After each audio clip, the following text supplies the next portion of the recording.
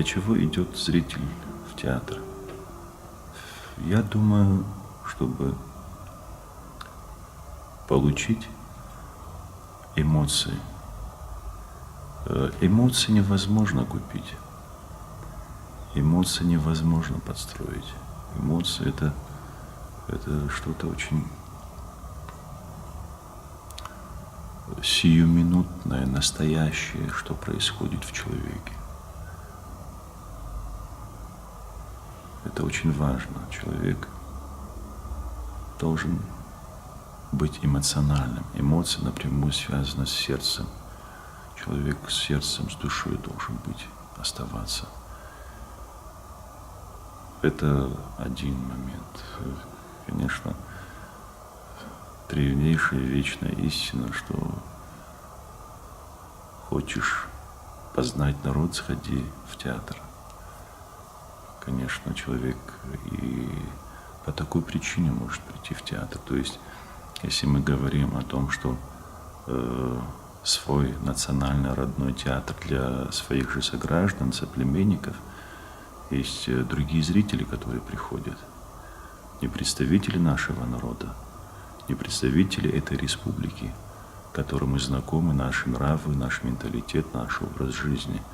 По другим причинам могут попасть другие зрители, приезжие, отдыхающие, гастролирующие, специально приехавшие и так далее. То есть это группа зрителей, которые приходят узнавать твой народ через твой театр, через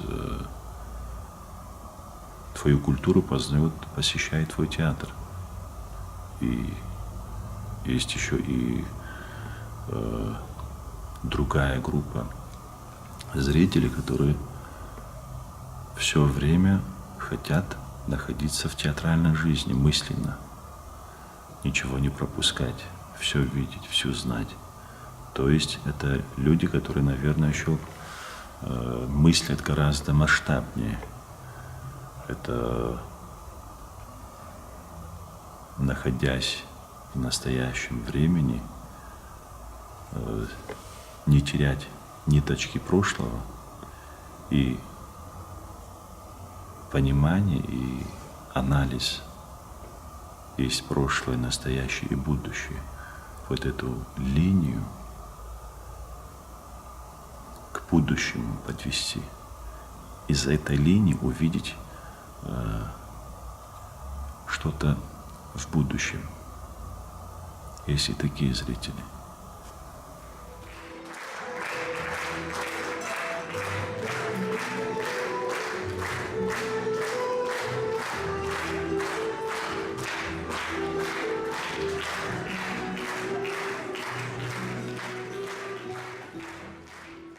Каждая роль, каждая пьеса, каждая работа над постановкой – это новая история, это новое ощущение, новое познание, новое открытие, конечно. И придумывая, составляя биографию предлагаемого героя, это все должно, внутри тебя должно происходить какое-то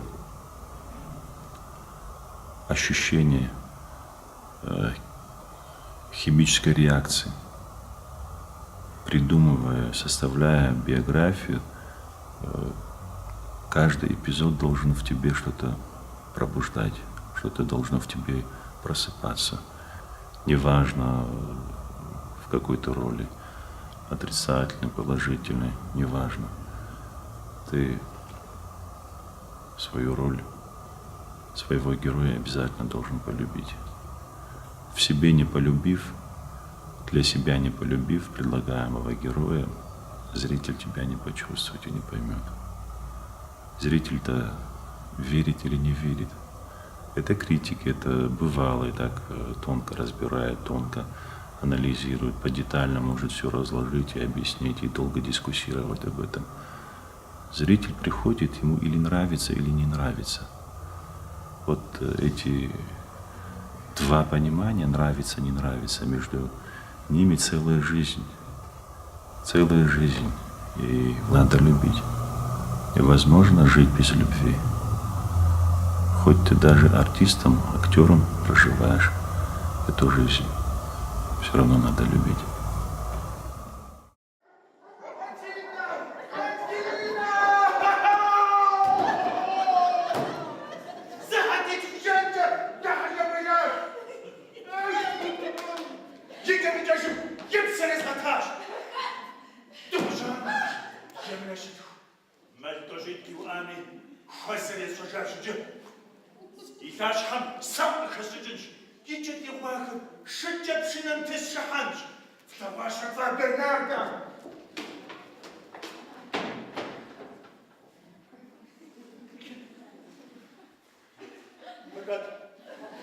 Маргарита Лухан.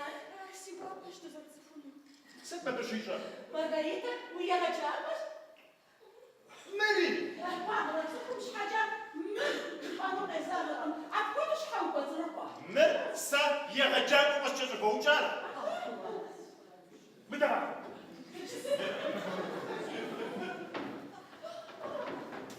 مش هقوم جتا. Обжажать. Да шари من جزوها. Да он это по-моему выпасажаж. Записешь, она хочет на вашу любовь с обратно. Как руа? За вашу Бернарда. Нахуй так чуть-чуть хапотеми. Я очень великий. Папа, но вы тоже не идиотку. Маргарита Жабаш. Сосредя. С этой ролью у меня связано, скорее всего, что-то очень личное. Я почему говорю очень личное? Конечно, я с этой пьесой был знаком, я в составе художественного совета читал пьесу, знал пьесу, но когда мне роль досталась, когда мне роль дали, я в первую очередь, что мне пришло в голову, сыграть бы эту роль до, так скажем, лет 10 тому назад. И я хочу разъяснить, почему лет 10 назад. Это в моей жизни просто был такой момент, когда, так скажем, со здоровьем маленькая проблема появилась. Это с 2010 года. Я именно до 2010 года имел в виду, когда думал об этом. Но оказывается, вот это первое впечатление, первые мысли, это не целое, это не составляющее целое, это всего лишь навсего часть. А потом, уже приступив к работе, оказалось, что сегодня эта роль гораздо дороже. Сегодня, значит, на то были другие причины. И в творческом плане, и в личном плане. Может быть, в плане физического развития, в плане динамики, пластики, может быть, я раньше сыграв,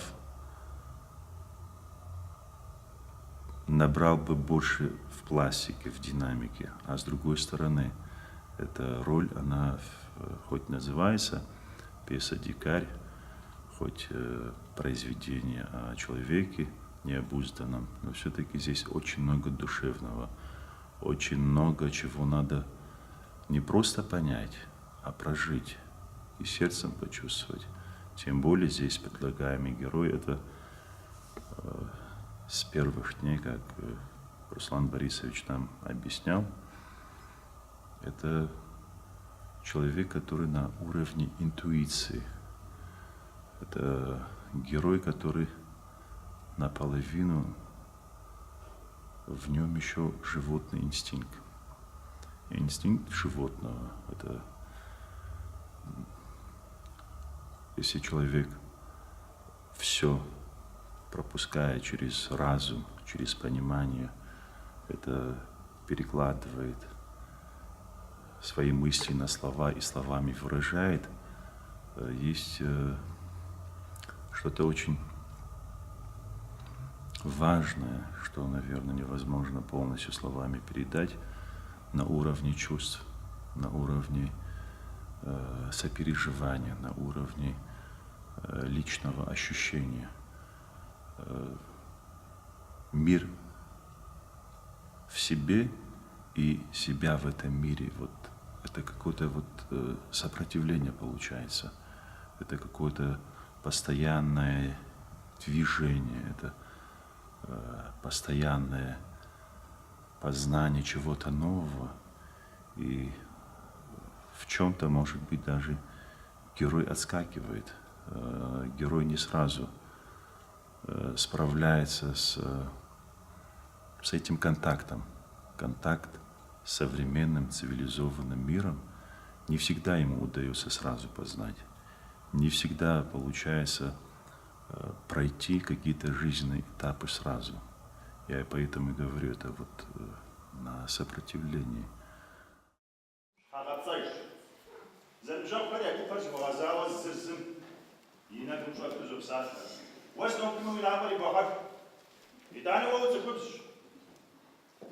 Цехубзы ушитыны эвара. Сядем уже я живу. А вы пойдете в час решите. Цехуб хамш хачис редко даквать служимыш. А уж в чётуре зафу. Законы ганып трихаса. Воуфу яман бжал тезхопфун. حخبزيش أدري رجال بكرة كده صعب واقع فراب فتسمي واقع جم كده شو تبنيته كده كجمال جراماتيكا مرافزتها مح خلاص احتاج نبجال تزخوف. سيش حزام بس يلا بيدنا نخزوش تسيس سجاج Самый, наверное, трогательный момент для меня, эпизод этого спектакля, это когда я через вот эти вещи, через шкатулочку, через вот эти письма знакомлюсь со своей мамой. Это знакомство с мамой. Все вот эти маленькие детали из ее жизни, когда они попадают мне в руки, а потом через прикосновение, через руки, вот это все доходит до моего сердца. Это заново открывается мир. И в этом новом мире очень точно автором обозначенное, что в этом новом мире, несмотря ни на какие жизненные обстоятельства, это материнством заполненный новый мир. Это новый мир, это мир матери. Это можно сказать, что герой даже открывает двери и впадает в сердце матери. Это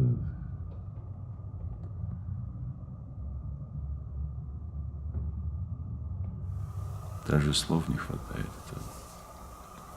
Это что-то очень сказочное. Мне, знаете, великое счастье иметь родителей.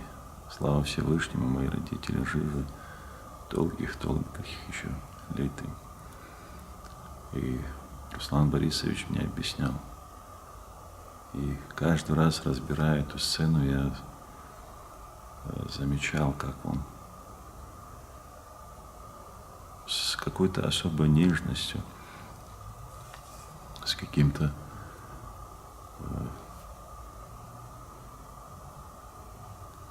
с какой-то заботой, даже с долей, огромной долей ответственности перед матерью, что это непростая сцена. И объясняя, пытаясь во мне разбудить нехватку материнства, он каждый раз через себя пропускал. И он говорил, да, это великое счастье, что у вас есть родители, но я уже со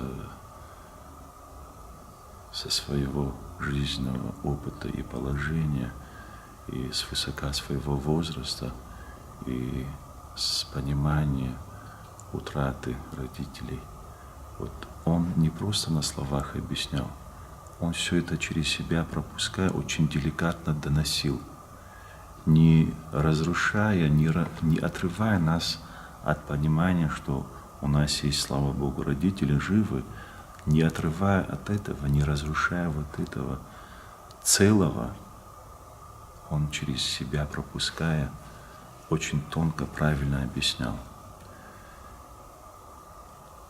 И если мне удалось оправдать его надежды, так скажем, поставленная задача актерская, если я с этой задачей справился, это для меня великое счастье.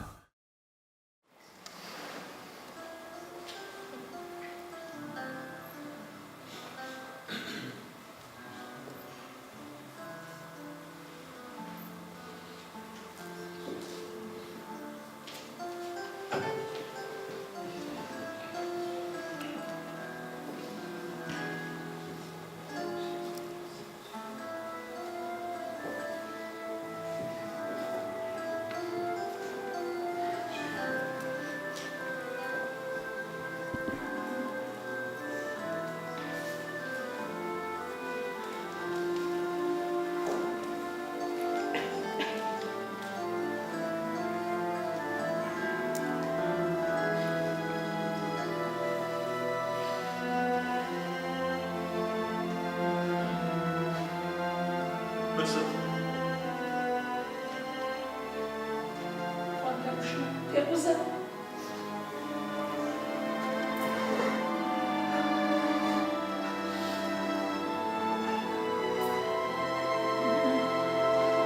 Ziyaret приедамшта. Екшеджам. Евоуги гаушус хатхоза. Mısır adamın da jagor. Ziyaret mi mağazıga çıkmadır. Sine bu ruhat geceleri bir sisi bu adası.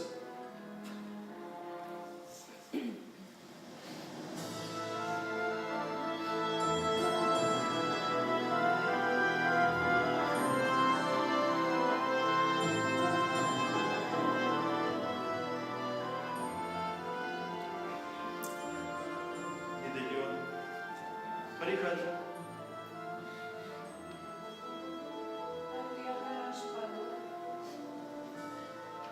حبيبتي وراش. Marga. Ziyaret mesele zamısın. Tezamısın. Tezamısın. Я хочу сказать о таком важном моменте. Конечно, режиссер берет произведение, делает распределение, и, наверное, даже раньше, чем мы начинаем изучать роли, режиссер дает разъяснение. Режиссер дает четкую установку, о чем он хочет поговорить, о чем он хочет, чего он хочет донести до зрителя, что он хочет этим спектаклем, этой постановкой оставить в истории этого театра. С первых дней, конечно, он никогда нас не призывал там заучивать текст, запоминать какие-то точки, от точки до точки. Нет, он с первых дней всех нас призывал к пониманию. Надо сначала этот материал понять, это надо почувствовать. И уже в зависимости от понимания каждого персонажа, каждого исполнителя, естественно, уже от этого уже выстраивается. И вот этот застольный период, это очень важно, потому что и артист за столом, пока материал изучает, в нем просыпается определенное видение и представление предлагаемого образа. И, естественно, наблюдая за всем рабочим процессом, режиссер, который все это расставляет, и режиссер начинает, наверное, именно в этот момент состольного периода начинает уже замечать и более выигрышные линии вытягивать, более протяженные такие важные ниточки, они вытягиваются для того, чтобы их можно потом сплести, чтобы из всего этого получилась композиция правильная, художественная композиция, чтобы получилась. Конечно, Руслан Борисович — это маэстро, это режиссер, который умеет распознать человеческую душу и найти путь к сердцу зрителя, к сердцу каждого участника в этом спектакле не только с одной стороны, а с разных сторон, с разных позиций, с разных ракурсов. Sık kafa.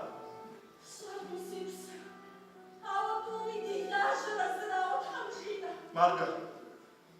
Ori, saate ji pan yapu, we mamma just zira. Zarjotjo. Gazo okhwit kum zarokh. Yashan shash marka qazja yashana.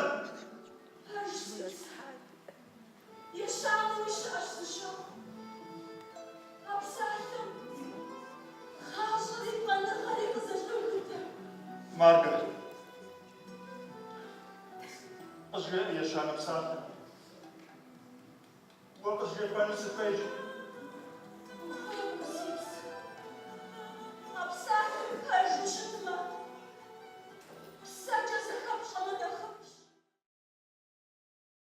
Каждая премьера, каждая новая роль — это, конечно, это праздник. Если говорить о том, что ощущение до начала спектакля и спустя несколько дней, если сравнивать, меняется ощущение. То есть ощущение праздника еще увеличивается, потому что этому способствуют такие очень важные события. Во-первых, подведение итогов. После сыгранного спектакля обязательно режиссер собирает и дает очень важную оценку, что получилось, что не получилось. То есть сразу по горячим следам получить правильный анализ. Это один момент. Другой момент, что ты начинаешь сам уже не на эмоциях, а еще разумом взвесить все, что происходило, все, что происходит. И все, что происходило, что оставляет в себе, что оставляет в сердцах зрителя. Какие-то очень тонкие моменты, этапы, которые невозможно, наверное, не подговорить, не подкупить, не подстроить. То есть это когда начинается какая-то отдача от зрителя. Соцсети или случайный прохожий, который тебя узнает, и оказывается, этот прохожий был на спектакле и так далее. То есть когда еще и зрители начинают, вот эта отдача, когда начинается и зрительская оценка. Это еще один такой момент. Такой очень тонкий момент, что невозможно, наверное, ни с кем делиться, невозможно даже словами это полностью описать, но какое-то очень теплое, трепетное состояние души, которое тебя не отпускает еще долгое время. Я бы хотел выразить огромную благодарность всем своим коллегам. У нас замечательный коллектив, у нас действительно актерский состав мощный. У нас, слава богу, внутри театра теплое, дружеское даже, может быть, не больше дружеское, а больше родственное взаимоотношение. И это ты даже к работе, к новой работе приступаешь уже с этим ощущением. Ты уже в этом состоянии, что ты все равно будешь, все равно даже это неправильное слово, ты к очередной работе приступаешь, и еще следующий этап — пройти с дорогими, с близкими тебе людьми. Это очень важно. Это очень важно уметь сохранить вот эту добрую, теплую, человеческую атмосферу внутри театра, внутри коллектива. Творческие люди, они очень ранимые. Мы все скорее всего, не через разум, а через сердце, через чувства все это пропускаем. Поэтому это очень важно. Очень важно находиться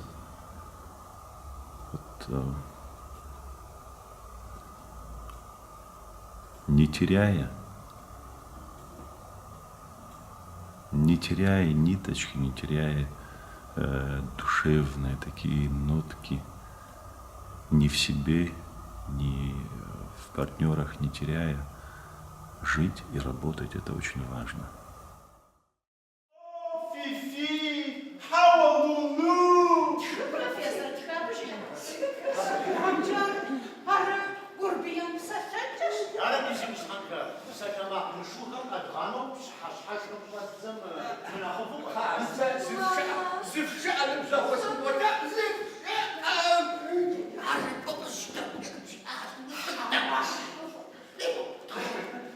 Arabi vastı düşüyor. Bunlar bize kaldı. Bu da o kadar olacak. Böyle ne yaparsın? На, папа, ты машина не схватишь. Ты шатер не ложку даришь, когда ходи. سلام از شو خم کنه بهم بارانش کنه شو کنه أنا بروفيسور يقول مش نعرف ساش حاجة مزافة الزواج بروفيسور أنجلينا سيمسون بود زوج شراوس تكلم الزواج بروفيسور